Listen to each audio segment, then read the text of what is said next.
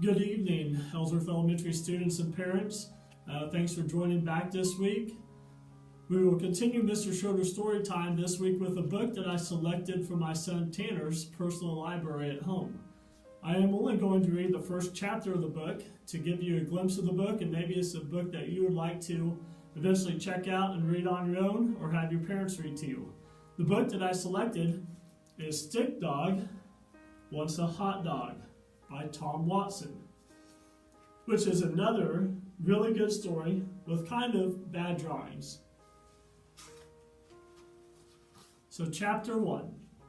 Let's get a few things out of the way. This is Stick Dog.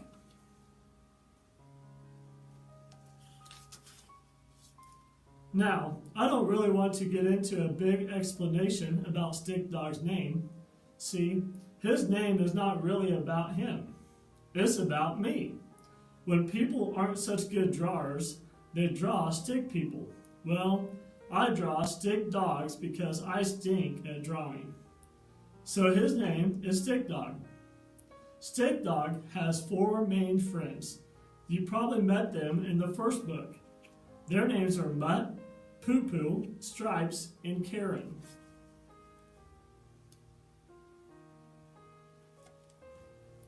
Here's some quick background on Stick Dog's 4 friends. Karen is a Dachshund who loves potato chips and once lived in the back of a French-Asian fusion restaurant.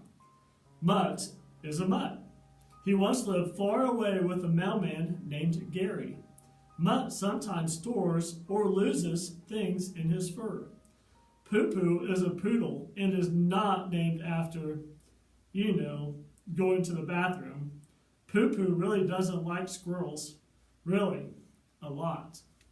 Stripes is a Dalmatian who once was a guard dog at the mall down Highway 16. She lost her job after the Nacho Cheese Grande incident. She is unwilling to talk about it. All 5 dogs are strays. It's not sad. They have each other. The other thing you would know from the first book, besides that I don't know how to draw so well, and Stick Dog has 4 strangely named friends, is that Stick Dog's main focus in life is food.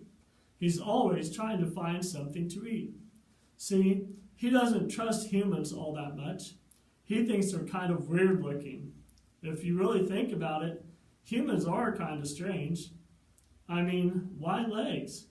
How about wheels instead? And 10 fingers? How about 20? And 2 elbows on each arm would be better, wouldn't it? Then you could reach more places and pick up more things. And 2 eyes on one side of your head. How about 1 eye that spins around on top?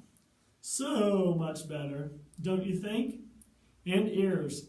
Don't even get me started on ears.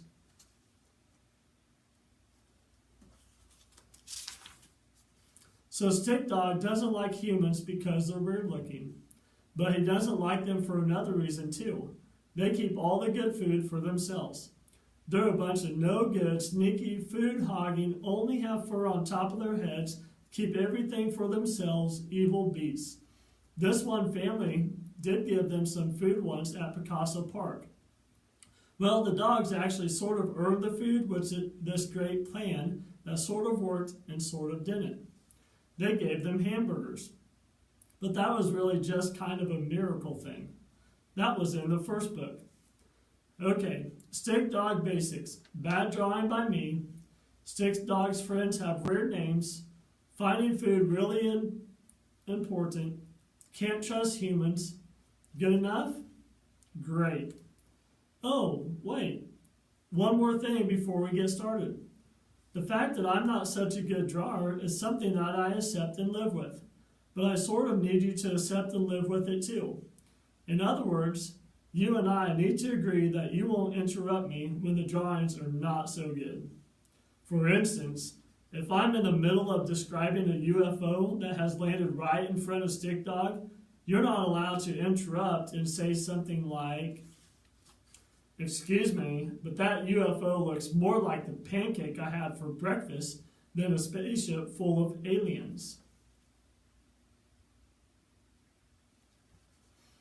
We agree that this will be a hassle-free experience, right? Also, I tend to get distracted and sometimes go off on little side stories now and then. Or I might, for instance, stop and provide some small bit of wisdom or make a little comment. It's just who I am. I can't help it. You'll need to bear with me through some of that, okay? Good. Now we can really get started. So if you'd like to know more about what happens in the book Stick Dog Wants a Hot Dog by Tom Watson, I would challenge you to try to find it in a public library or a school library here, and you can read it on your own. Guys, thanks for joining me this week, and I want you to have a great week.